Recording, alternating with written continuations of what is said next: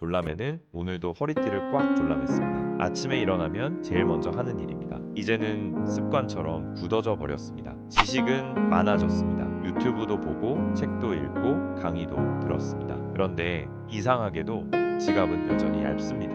어느 날 졸라매는 자정 무렵 식탁에 앉아 핸드폰을 바라보다 말없이 중얼거렸습니다. 나 왜 이렇게 많이 알고 있는데 왜 아직도 제자리일까? 그 말은 마치 낡은 가방 속 먼지 쌓인 꿈을 꺼내는 순간처럼 씁쓸하게 다가왔습니다. 무언가를 많이 알고 있다는 건 더 나은 결과를 기대할 수 있다는 뜻이 아닐까요? 하지만 현실은 늘 가계부 맞추기에 바쁘고 어딘가 결정적인 무언가가 빠진 듯한 기분이 들었습니다. 마치 인생 퍼즐에서 단 하나의 조각이 빠져 있어서 아무리 애를 써도 완성되지 않는 그림처럼요. 졸라매는 그렇게 생각에 잠겼습니다. 그리고 아주 오래전부터 묻고 싶었던 질문 하나를 다시 꺼냈습니다. 어쩌면 내가 놓친 건 더 많이 아는 게 아니라 더 분명하게 덜 아는 법을 익히는 것이었는지도 몰라. 세상은 끊임없이 우리에게 이야기합니다. 더 열심히 살아야 한다고, 더 많이 배워야 한다고, 더 빠르게 움직여야 한다고 말이죠. 졸라맨도 그 말에 충실하게 살았습니다.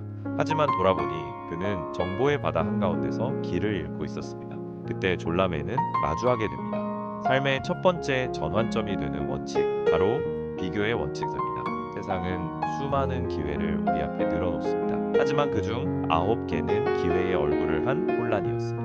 정말 필요한 건 무엇을 해야 할지가 아니라 무엇을 하지 않을 지점을 정하는 것이었습니다. 졸라매는 더 이상 모든 강의를 다 들으려 하지 않았습니다. 다른 사람의 성공기를 들으며 조급해하지도 않았습니다. 대신 스스로에게 한 가지 기준을 세웠습니다. 이건 지금의 나를 앞으로 더 나아가게 하는가? 그 질문 하나가 졸라맨의 머릿속을 가득 채우고 있던 불안한 정보들을 걸러내기 시작했습니다. 하지만 방향이 없으면 아무리 가벼워져도 길을 잃기 마련이고 졸라맨은 알게 됩니다. 진짜 두 번째 문제는 바로 이거였습니다. 나는 어디로 가고 싶은가? 그는 조용히 흰 종이를 꺼내어 이렇게 적었습니다. 나는 3년 안에 내가 좋아하는 일로 수익을 만들고 싶다. 어디서든 자유롭게 일할 수 있는 삶을 살고 싶다. 이건 거창한 비전이 아니었습니다. 지금 그의 가슴을 가장 세게 뛰게 만드는 바람이었습니다. 그리고 졸라매는 매주 일요일 밤 자신에게 묻기 시작했습니다. 이번 주는 나를 목표에 더 가깝게 만들었는가? 그렇게 자동 조종 모드였던 인생에서 졸라매는 처음으로 자신의 운전대를 손에 쥐게 됩니다. 하지만 방향을 잡았다고 해서 길이 편해지는 것은 아니었습니다. 졸라매는 또 다른 함정에 빠졌습니다. 남을 따라하고 싶은 유혹. 누군가는 말투가 정말 매력적이었습니다. 누군가는 영상 하나로 수십만 명을 사로잡았습니다. 졸라매는 그들을 닮고 싶었습니다. 말투를 따라하고 콘텐츠 색깔도 흉내냈습니다. 그런데 이상하게도 점점 자신이 초라해졌습니다. 그리고 마침내 그는 깨달았습니다. 내가 빛을 잃고 있는 이유는 내가 나답지 않기 때문이었구나. 그래서 다시 원점으로 돌아가기로 했습니다. 졸라맨답게 말하고 졸라맨답게 표현하기로요. 조금 어설퍼도 그게 바로 자신이니까요. 그리고 그렇게 진짜 나를 살아가기 시작했을 때 사람들이 고개를 들기 시작했습니다. 뭔지는 모르겠지만 이 사람 진짜네. 어느 날 졸라매는 문득 주변을 돌아봤습니다. 사람들은 끊임없이 새로운 것을 쫓고 있었습니다.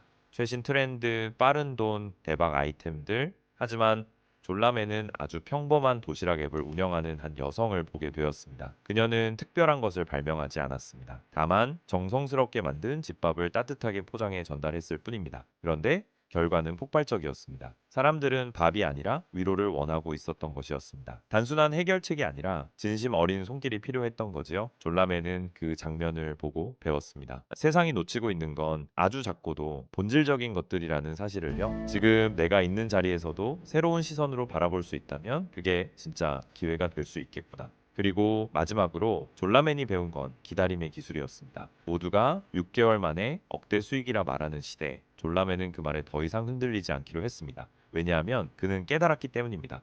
진짜 씨앗은 시간이 필요하다는 것, 그리고 씨앗은 절대 조급한 손길에서 자라지 않는다는 것을요. 사람들은 자꾸만 꽃이 피기 전 뿌리를 뽑아버립니다. 아, 이건 안 되나 봐? 나만 늦는 것 같아. 하지만 졸라매는 조용히 그리고 꾸준히 씨앗을 가꿨습니다. 그 시간을 믿었습니다. 나는 내 역할을 끝까지 다하고 결과는 시간이 데려올 거야. 지식은 넘치는데 정작 행동은 멈춰버린 삶, 정보는 많은데 방향은 없는 인생, 흉내만 늘고 정작 진짜 나는 잊혀져가는 나날들. 그 속에서 졸라매는 아주 작고 소박한 5가지 원칙을 붙잡았습니다. 무엇을 하지 않을지를 먼저 정하기, 나만의 방향을 설정하기, 진짜 나로 살아가기, 익숙한 것을 새로운 시선으로 바라보기, 그리고 기다릴 줄 알기. 이 5가지가 졸라맨을 다시 걸을 수 있게 만들었습니다. 그리고 다시 웃게 만들었습니다. 지금 이 글을 보고 계신 당신도 이미 충분한 지식을 가지고 계실 겁니다.